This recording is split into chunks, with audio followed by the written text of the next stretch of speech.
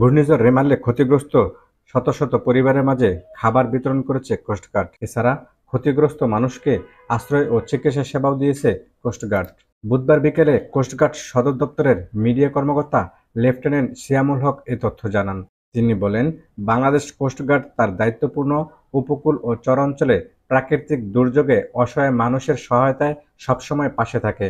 আমাদের ঘর নিয়ে গেছে, টিন নিয়ে গেছে, গাছ গোড়া অনেক ক্ষয়ক্ষতি হয়েছে, তারপরে ঘরের বিড়ি তাও সব নিয়ে গেছে। আমি খুবই ক্ষতিগ্রস্ত।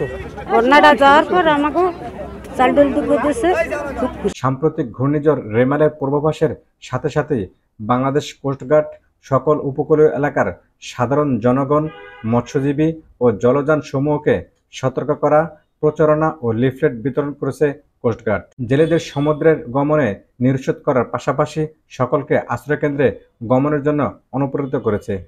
গত 25 মে হতে কোস্টগার্ডের সকল স্টেশন আউটপোস্টগুলো উপকূলীয় এলাকার বিপদগ্রস্ত শিশু, বৃদ্ধ, মহিলাসহ শত শত পরিবারকে আশ্রয় ও খাবারের পাশাপাশি চিকিৎসা সেবা প্রদান করেছে কোস্টগার্ড।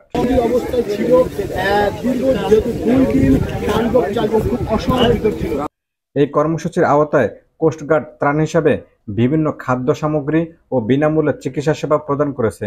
পাশাপাশি বাংলাদেশ কোস্টগার্ড পরিবার কল্যাণ সংঘ ক্ষতিগ্রস্ত ও সুবিধাবঞ্চিত নারী, শিশু ও বয়স্কদের মাঝে বস্ত্র সামগ্রী এবং ক্ষতিগ্রস্তদের বাড়ি নির্মাণের জন্য বিপুল পরিমাণ ঢেউটিন প্রদান করেছে। ধন্যবাদ। আপনারা জানেন, বাংলাদেশ কোস্টগার্ড উপকূলীয় এবং চরাঞ্চলীয় যত জনসাধারণ রয়েছে অসহায় মানুষদের পাশে থাকে সবসময়। আমরা যখনই ঘূর্ণিঝড় রেমালের কথা শুনি পূর্বাভাস, তখন থেকে আমরা আমাদের কার্যক্রম শুরু করেছি। আমরা উপকূলীয় এবং চরাঞ্চলে যত সাধারণ জনগণ, মানুষ, মৎস্যজীবী এবং যারা গরিব দুস্থ রয়েছেন তাদেরকে আমরা প্রথম থেকেই বিভিন্নভাবে প্রচারণা, লিফলেট বিতরণ এবং মৎস্যজীবীদের সাগরে যাওয়া থেকে নিরুৎসাহিত করা এবং তাদেরকে নিরাপদ আশ্রয়স্থলে আসার জন্য অনুপ্রাণিত করে আসছি। আপনারা জানেন, ঠিক 25 মে থেকে আমরা আমাদের কার্যক্রম শুরু করেছি এবং তখন থেকে উপকূলীয় চরাঞ্চলে যত গরিব দুস্থ মানুষ রয়েছে তাদেরকে আশ্রয়স্থলে আনার জন্য নিরাপদে কাজ করে যাচ্ছি আমরা এবং তাদেরকে খাদ্যদ্রব্য এবং বিনামূল্যে চিকিৎসা সেবা প্রদান করে আসছি। এবং ঘূর্ণিঝড় রেমালের পরবর্তীতে আমরা 3 দিনের কর্মসূচি হাতে নিয়েছি। 3 দিনের কর্মসূচি রয়েছে বিভিন্ন রকমের ত্রাণ সামগ্রী বিতরণ, যার মধ্যে থাকবে খাবার সামগ্রী এবং অন্যান্য মধ্যে রয়েছে বিনামূল্যে চিকিৎসা সেবা প্রদান।